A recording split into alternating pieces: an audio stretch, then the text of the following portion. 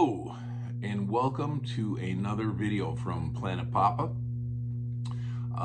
Today, as the title suggests, this is going to be a little review on the latest installment from the Hell House movies by Stephen Cognetti, writer and director.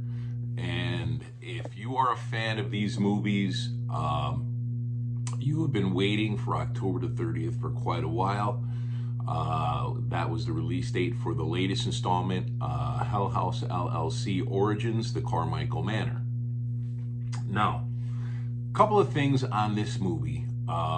It's labeled as an Origins film. I think a lot of people thought it was going to be a prequel, but it's actually an Origins film.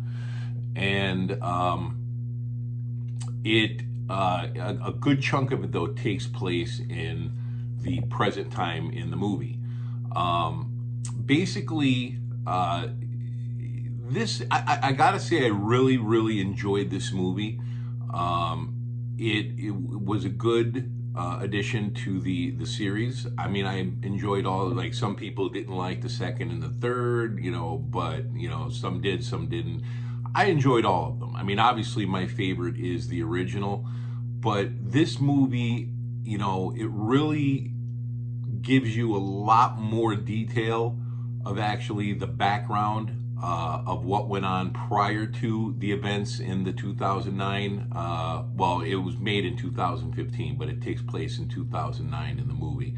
But it really gives you a more understanding of what went some of what went on, and I think you're going to learn more in the other movies that follow. From what I understand, it's going to be a trilogy, for the new movies. But we find out in the opening of the movie, and I'm going to try to make this as spoiler free as possible. But we find out that basically in the opening credits, or the opening scenes, you hear a 911 call coming from the house, with someone frantically, calling 911 for assistance. We find out that that's Rebecca, one of the main characters, and it starts going into the explanation of what happened and what happened with Carmichael Manor. Now, the main character in the movie is Margot, and she has a website, show, an online show where basically it's like a cold case / paranormal investigation where they go to these locations where violent crimes, murders have happened, and they do an investigation, and they try to see if there's anything truth to the rumors of that there's haunted, and they find out about Carmichael Manor. Now, Carmichael Manor, if you remember in the second Hell House movie, the Abaddon Hotel, we learn about Patrick Carmichael. Patrick Carmichael was one of Tully's cult members, and we find out in the second one that he did not partake in the mass suicide, that he was arrested for a bar fight 2 days, I believe it was, before the mass suicide. And they say after everything happened, they say he flipped and basically said everything that went on and what Tully was doing and where he put the evidence in the hotel. But we find out about the Carmichaels in the beginning of this. Margot and Rebecca, her girlfriend, and their brother, Margot's brother Chase, joins them a little bit later to help them film the episode. They go to the manor, and you learn about the Carmichaels. That the Carmichaels, this home, Carmichael Manor, was very much off the beaten path. It was miles from any other people, And there was Arthur, the father, Eleanor, the mother. There was Margaret, the oldest daughter, Patrick, of course, and then the youngest daughter was Catherine. We find out that Margaret was killed in a car accident. Tragically, her and Patrick were coming from New York, coming home, and they were hit by a drunk driver. Patrick survived, but he lost use of his arm, and unfortunately, Margaret was killed instantly, and it really had an effect on him. He was really, sad, about what happened, But we find out not long after the mass suicide that the Carmichaels, that the mother Eleanor and the youngest daughter Catherine were brutally murdered in their beds, and that Arthur and Patrick disappeared, and they haven't been seen since. And this happened. The murders happened. I believe it was not long after the mass suicide had happened. I believe they say in the movie it happened in October of 1989. They said there was a snowstorm, and it left fresh snow. So they said that there was no tracks going into the house, only one set of tracks going out of the house. So everybody had assumed that Arthur had murdered his wife and youngest daughter and murdered Patrick, but took the body and hid it somewhere. But neither has been seen since. Sorry, my dog is getting a little rambunctious. But we find out that nobody has seen word or hear of either Patrick or Arthur since everything that happened.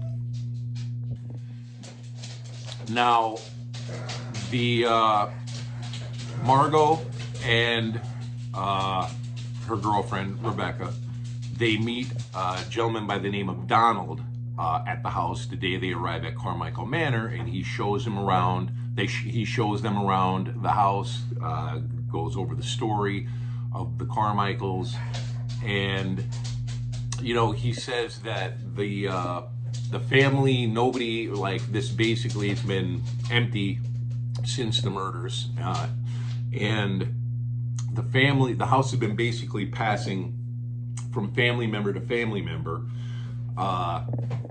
since, and that until allowing them to go in to do the investigation, that they really haven't let outsiders into the home. That it was basically just family members that would go there, and it was never for any extended period of time.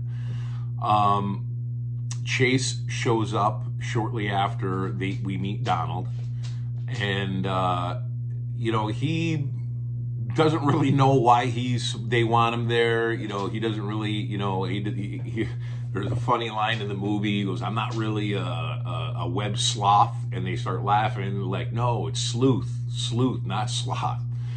But you really feel for Chase in this, because when things starts to go awry, you could tell he doesn't want to be there. He doesn't think they should be there.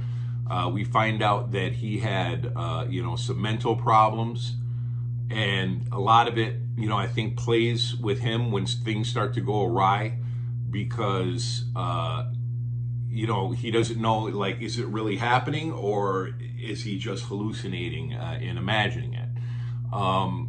They start investigating the house, and immediately we find out, first, I'm getting ahead of myself. We find out that Margot, when she was younger, was at the carnival that they reference in the third movie, where people were disappearing. It eventually got shut down, but we find out that somebody had tried to grab her when she was a kid at the carnival, and she started screaming. The person ran off, and she wasn't really able to help the police or her parents find out who it was.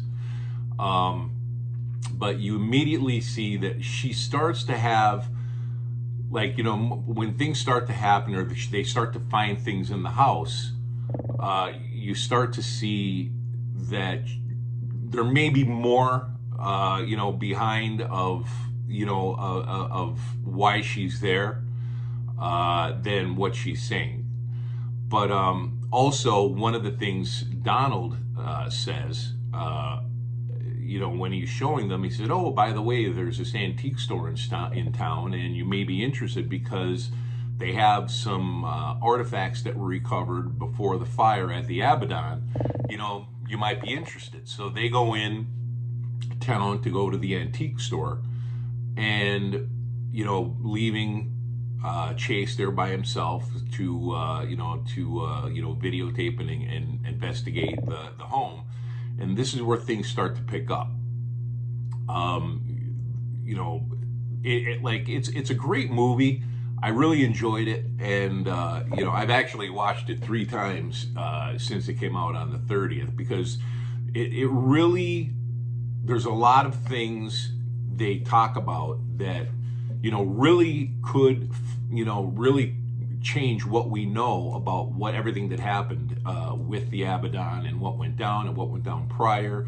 When they go to the antique store, they notice there's a grandfather clock there. And Rebecca, who has some knowledge of grandfather clocks, says, usually there's hidden compartments in them. And when they open up the compartment, they find a bunch of paperwork from going back to 1989 with Andrew Tully in the hotel. They find a necklace, which we later find out belonged to the youngest daughter, Catherine, and also a film canister.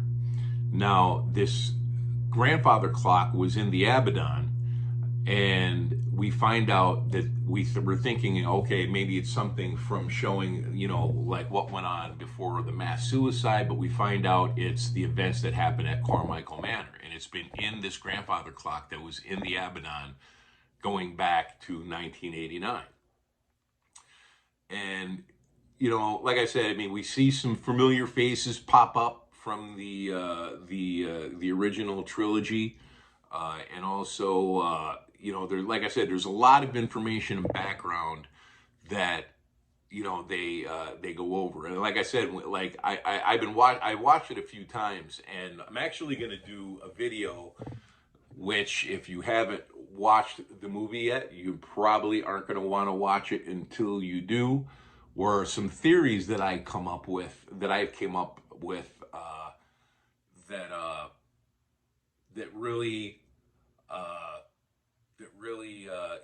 might flip what we thought we knew about the original movies.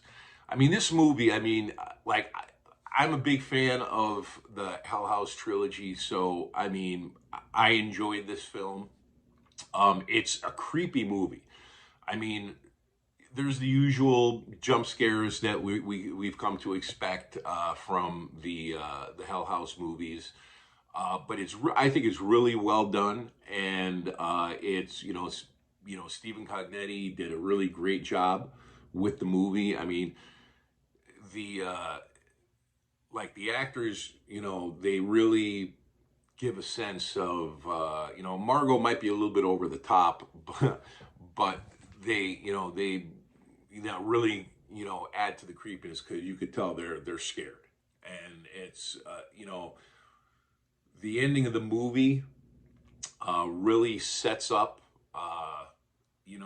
the next movie and what they're doing going forward. Like I said, I'm hoping that, there is going to be more. From what I understand, and what I've seen, it's going to be a new trilogy.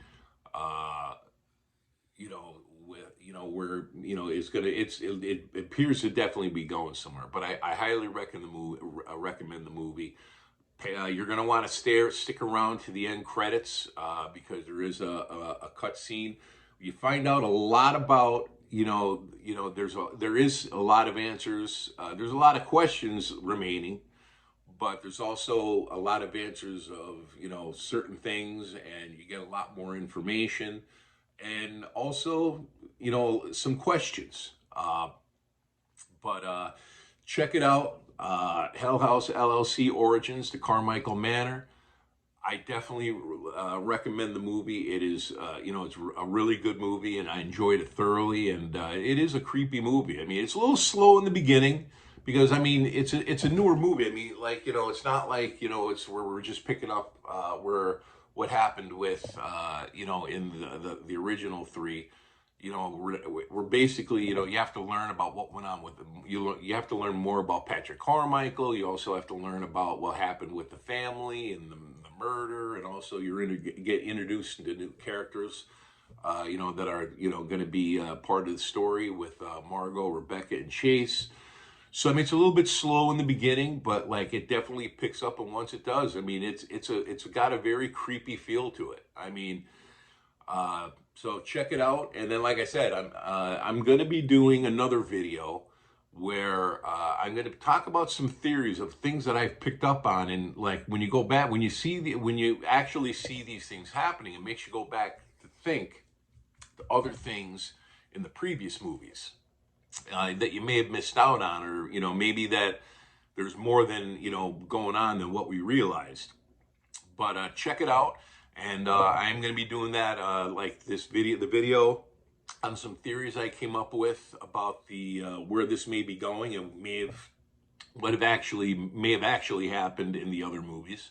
But check it out, and I want to thank you for watching, and I hope you enjoy the movie. Check it out. I definitely recommend it.